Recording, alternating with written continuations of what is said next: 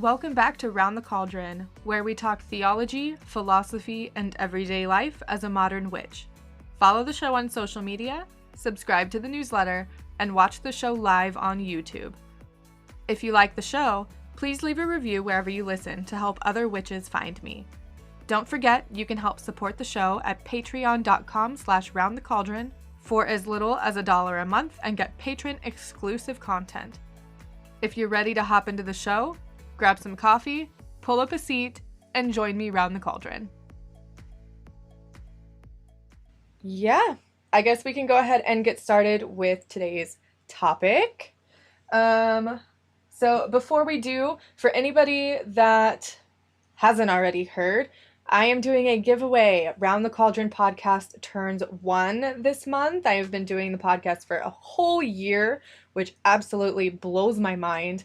But I am giving away a copy of the Pagan Tarot deck as well as a citrine crystal. So go to my website, roundthecauldron.com/giveaway. I will leave links in the description and in the show notes for podcast listeners. But go enter the giveaway. There are some things that you can do. Actually, I think everything you could just do once. I wanted to keep it fair for those people who don't have access to particular things. But I believe there are 4 available entries. And this giveaway is open worldwide. It is running the entire month of December. So make sure that you go to roundthecauldron.com/giveaway or click the link in the description or the show notes so that you can enter that giveaway. It is my way of giving back to you guys, the watchers and the viewers and the listeners, it's my way of saying thank you for being here with me for the whole year and just sticking by my side. If you stuck with me from the beginning, my content has shifted a little bit. My quality, I think, has gotten a lot better from my very first YouTube video and my very first podcast episode. So yeah, go ahead, enter the giveaway, and I will pick a winner on the first live stream that I do after December is over. So I will pick a winner live and everybody will get to see who the winner is and we'll go from there. So let me get my notes. I have notes on my phone for today's episode.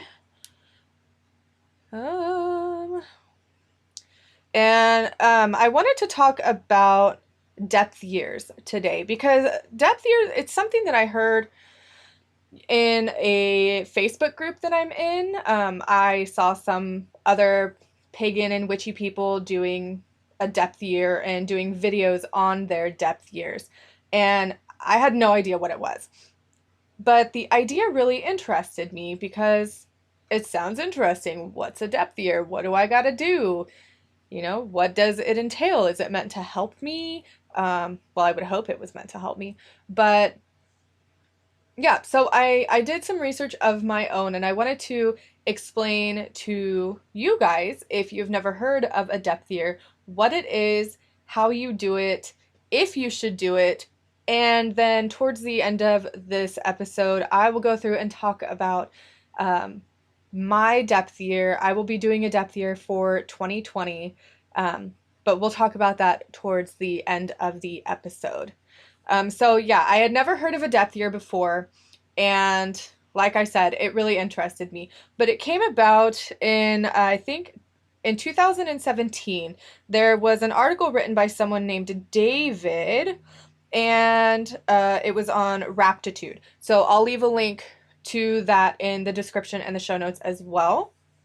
Raptitude, his article, he started talking about creating like a trend. Maybe not a trend. I don't think trend is the right word, but creating something that other people could do that would benefit them. And he came up with this idea of a depth year. Now, I don't know if he anticipated it taking off like it did, because as far as I can see, there are many, many people out there who are doing a depth year, and just even outside of the context of paganism and witchcraft and Wicca, There are people doing a depth year that have nothing to do with this sort of subculture of paganism and witchcraft. But he says, let's see, he said, the purpose of the depth year is to go deeper, not wider. He says, you drill down for value and enrichment instead of fanning out. You turn to the wealth of options already in your house, literally and figuratively. So, like I said, lots of people are doing a depth year, and a depth year is personal, depending on who's doing it. Not everyone's depth year is going to be the same. And over the course of the last couple of years, since he first came up with the idea of a depth year, it has sort of evolved and, turned into something that a lot of people can do and a lot of people are choosing to do. So, with this concept of a depth year, um, there are a few things that we want to keep in mind if we're going to be doing a depth year. So, the point is to look within instead of looking outwards for sources of joy and happiness and necessities, right? So that is meant literally and figuratively, like he said.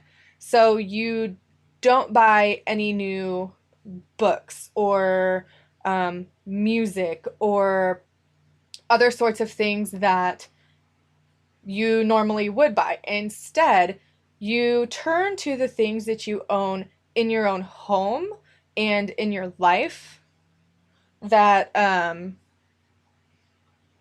you have sort of like forgotten about, or maybe you enjoyed it at one point, but you left it to go explore the hottest new trend in music or the newest bestseller book.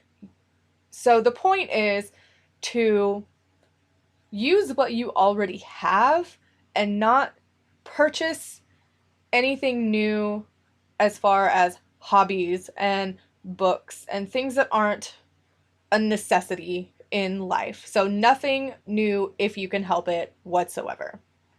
And he explains it in his article that the purpose of this is to make you aware of the things that you have in your home or in your life that brought you joy at one point in time, but you abandoned it or you forgot about it because you weren't good at it or it wasn't as interesting as you thought it would be, or you found something else that you thought would be more fun or more interesting.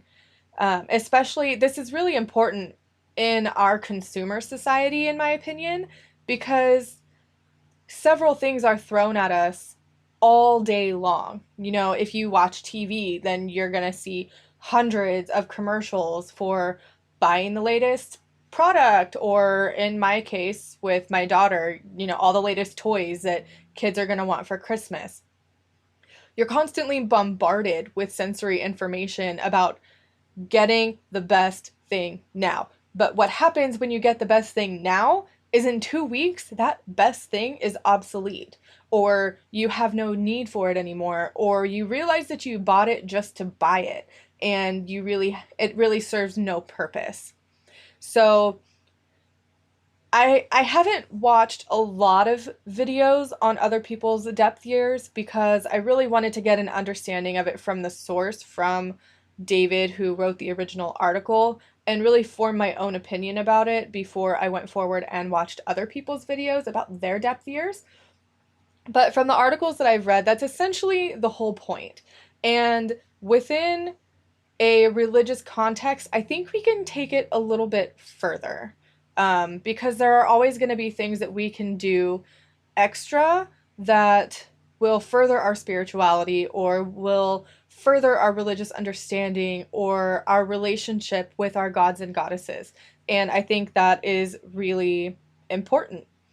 Um, so, the reason that people do the depth years, like I've said, is to step out of that consumer mindset that you have to have more, you have to have the best, because later on down the line, you're still going to be wanting more. You're still going to be wanting the best for that point in time. And it's a never ending cycle of consumerism that just lines the pockets of corporations and their CEOs and all of those rich people that don't share their wealth.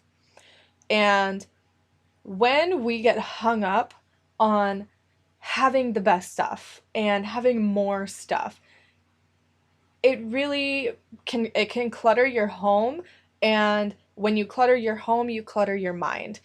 I am a firm believer in less is more in that aspect, because when you have so much stuff and it's just everywhere, it's hard to navigate. And for me, it just, ugh, I can't do it. It just drives me crazy, and it really affects my OCD and my anxiety, because when stuff is just everywhere, I can't do it. I have to clean it up. I have to find a place for everything to go.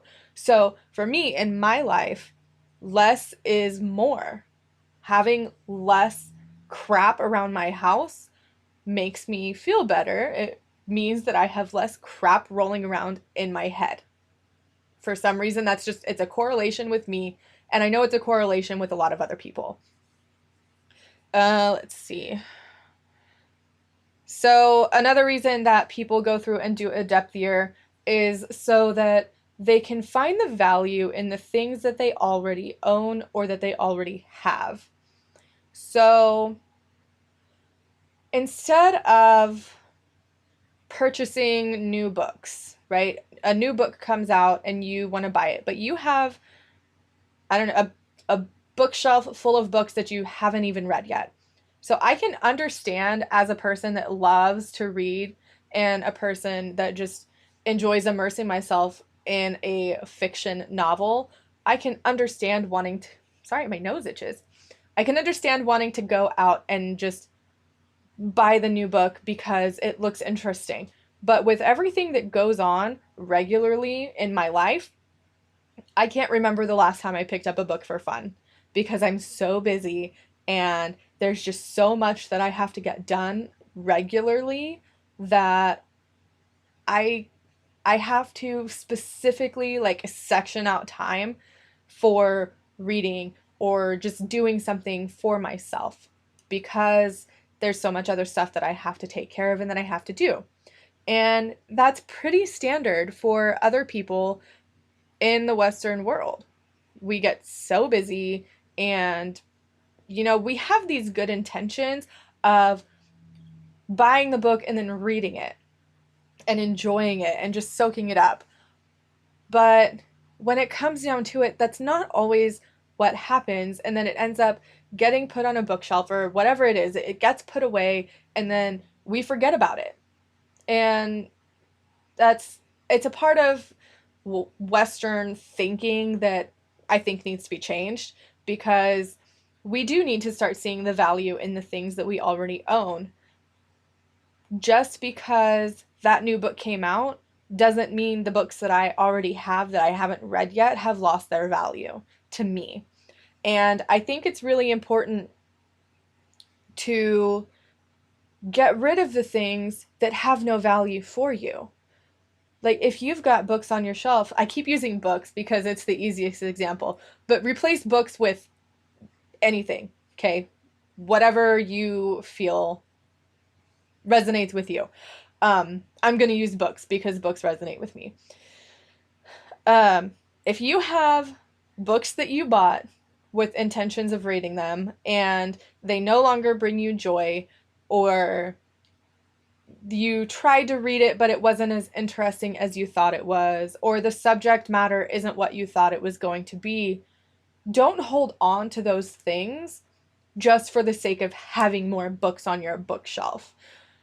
I used to live in an apartment that it was a one bedroom apartment. When you walked in was the living room, and there was a wall that separated like the kitchen from the living room, and you like kind of walk around it. But the wall was a built-in bookcase, and it was at least a good 6 feet wide and like 5 feet tall. It had several shelves, and at one point My goal was to fill the entire bookshelf full of books for no other reason, essentially, than to have a bookshelf full of books. Not because I wanted to have information handy for researching or looking something up or cookbooks or things like that. I wanted to fill it just to fill it. And that was 4 or 5 years ago.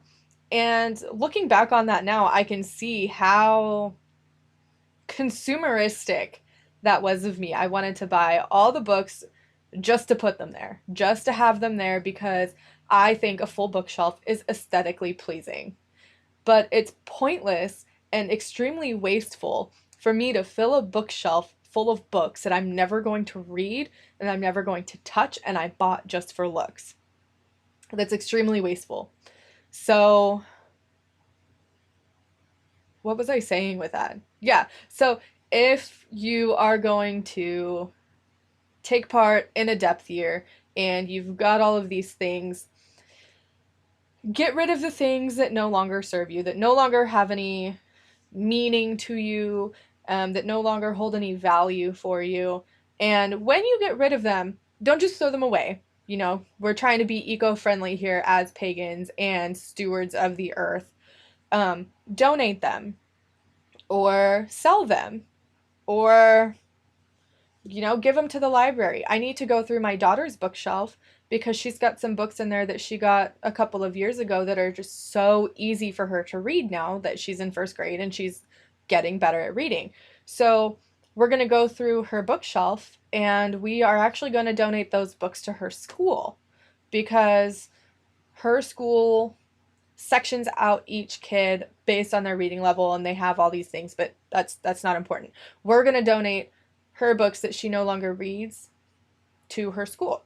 So if you have something like that that can be donated, do that first. Don't just toss it, put it out there for other people to be able to enjoy and so that it doesn't just fill up the landfill. Because we don't need any more stuff in the landfill.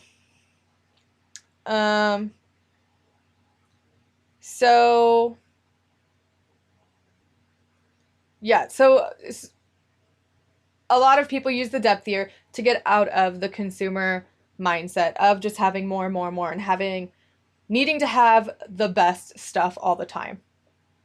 So, should you do a depth year? I say why not? If you feel disconnected from yourself and from the things around you and you're just so busy and you have so much going on, maybe you should explore doing a depth year. I think a depth year is good for everyone. And it doesn't necessarily have to be like, don't buy anything new. You can use a depth year to help you achieve your goals in the new year, right?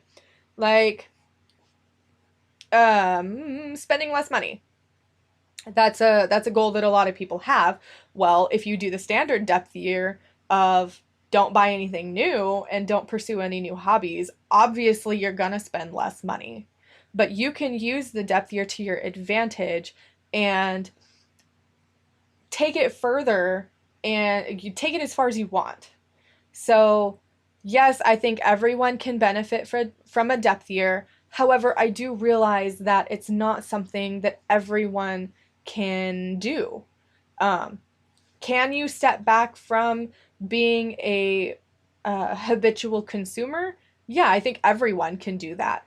But taking it on for a whole year and really revamping your habits and the way you live your life is a process, and not everyone is ready for that process. So, if you want to do a depth year, I encourage you to.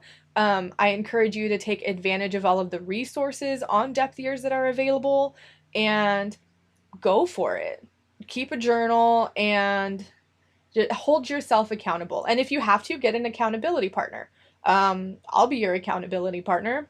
Why not? I'm going to do a depth year next year. So if you need someone to talk to with doing your depth year, send me an email.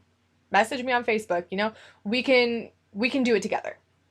So now that we know I think we know now what a depth year is and what it entails, I want to talk a little bit about my goals for the depth year, for my depth year of 2020.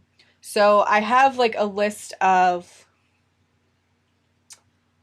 points, I guess, that I want to achieve for my depth year for next year. So they are going to be no new purchases. Now, this comes with a caveat of, unless it's necessary for my child, for the home, or for my business, I will not purchase anything new. And when I do have to make a purchase, um, I will purchase secondhand when possible. Now, obviously, this no new purchases thing excludes necessities. Like, I'm not going to not buy a new tube of toothpaste because I vowed to not make any new purchases. So, necessities aside, I won't make any new purchases. So, no new books, no new clothes, no new whatever, unless necessary. And like I said, if I need to purchase anything for my business, or if I need new clothes, or anything like that, I will buy secondhand when possible. So next is the no new hobbies thing. I have a tendency to try to pick up new hobbies just on a whim because it's something I've always wanted to do, or it looks cool, or I think I could do it. Um, but I'm gonna stop that in 2020. I already crochet and I already embroider, I already sew. I tried to take up drawing this past month, and it's something that's, been really interesting to me, but it's not something that I need to be spending my time on right now. I need to perfect the crafts that I already have and really take advantage of the things that I have at my disposal for my crochet and for my fiber arts and my sewing, because I have a whole embroidery kit that I've only used a handful of times.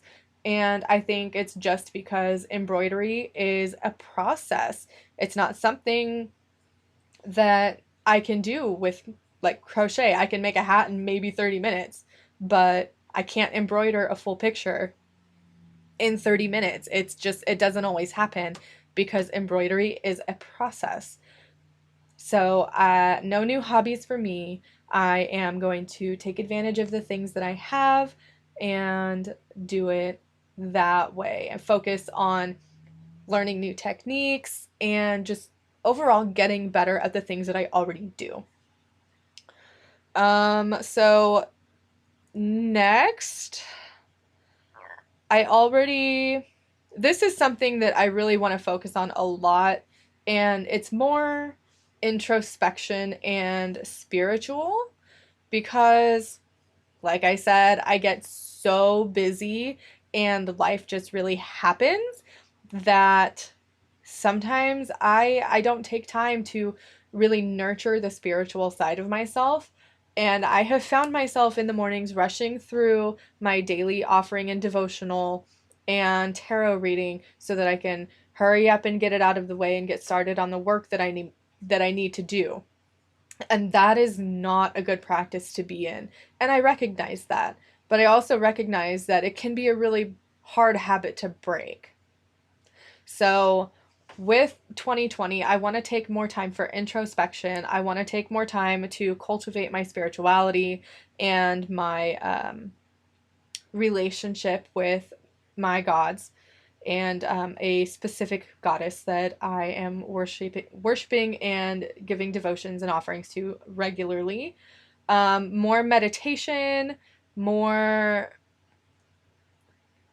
just more. I know that's kind of the opposite of the depth year. I when you hear it like that, but with spirituality, when I say more, I mean more depth, going further, taking my spirituality deeper and getting a deeper connection and opening my mind and just being more spiritual. So when I say more, in regards to spirituality, that's what I mean, because that sounds counterintuitive.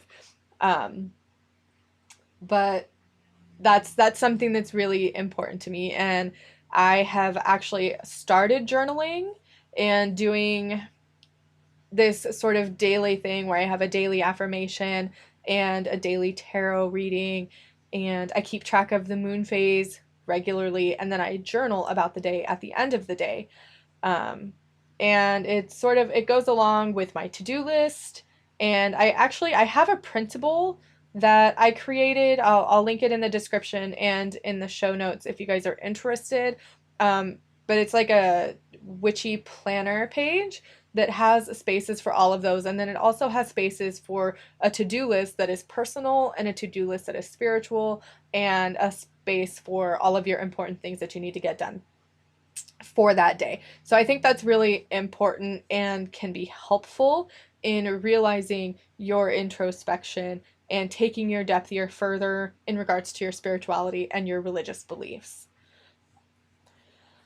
Uh, yeah, and then one of the other big things is to spend less money. Yeah, one of the other things that I want to do in my depth year is to spend less money. My boyfriend works full time.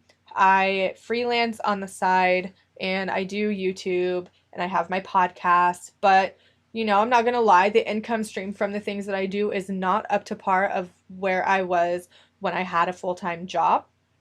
So I do want to work on spending less money, spending less frivolously, giving handmade gifts instead of buying gifts, and really saving money because there is a trip that my boyfriend and I want to take. We want to go to Scotland. Well, I can't say neither one of us. He's been out of the country, but he went on a cruise to Mexico. I've never been out of the country, and Scotland is a place that my heart calls for Scotland, and I need to visit Scotland at some point in my life. So that is an important trip that we want to take, and we also need to save for like an emergency cushion. And in order for us to do that, we need to spend less money. And so that is another big thing that I'm going to be working on in my depth year. I'm going to try to get him on board for this sort of depth year thing. I don't know if he'll do it completely, but I can probably get him on board with some of it. So, I think those are most of my goals for the depth year. Oh, another thing that I need to work on, and I don't know if it kind of goes hand in hand with the depth year, but to work on being healthier and um, stronger. I think I talked about this in my goals live stream from last week in the setting goals episode. But I've struggled with weight as an issue for most of my life, and I have yo-yo dieted. I have religiously worked out in the gym 5 days a week for an hour back when I was in college, and nothing really stuck. And I think it's because I have never been in the right mindset. So I think the depth year can help with that, really adjusting my mindset to get it into the right place for me to be able to be healthy and get stronger, and maybe eventually lose the excess weight that I am carrying around that prohibits me from being as healthy as I possibly can. So, those are my goals for the depth year. I do plan on doing like a depth year check-in probably at the beginning or the end of every month. I'm not sure, I haven't decided yet, but those are going to be strictly YouTube. So podcast listeners, I won't be doing a podcast episode about my depth year check-in, because I think that takes away from valuable podcast time. So if you are interested, podcast listeners, in my depth year checkups, make sure that you're subscribed to my YouTube channel, and you can watch them all there. Yeah. So I think that's it for today. I think that's everything. Yep, I have touched all the points on my notes. Now, I want to ask you if you plan on doing a depth year, let me know in the comments, YouTube watchers, podcast listeners, if you feel like reaching out to me and letting me know about your plans for a depth year. You can send me an email at roundthecauldron@gmail.com, or you can go to the show notes page for this episode and leave a comment there. Don't forget that you guys can follow me on social media. I am Round the Cauldron just about everywhere. On Twitter, it's Round the Cauldron without the D because it was too long by one letter. And also, don't forget that you can help support the show by going to patreon.com/roundthecauldron. There you can sign up for patron exclusive content for as little as $1 a month and help support me as a creator. Oh, I almost forgot. I am holding a delightful December sale. So I was having issues with my website at the beginning of December. I didn't get to do a Cyber Monday sale because everything was being weird. So I decided instead to do a sale for the entire month of December. So if you go to roundthecauldron.com/shop, you can see everything that I have in stock there, all of my crochet stuff, tarot readings, and a guided meditation. If you use the code YULE19 at checkout, you will get 30% off of your entire order. And this has no exclusion, so there's no minimum purchase necessary. It's 30% off of your whole order no matter what. And also, don't forget, if you purchase something from my shop, 15% of your purchase is donated to Johns Hopkins Sjogren's Syndrome Center for their research into the autoimmune disorder. I can't believe I almost forgot that. So, yeah.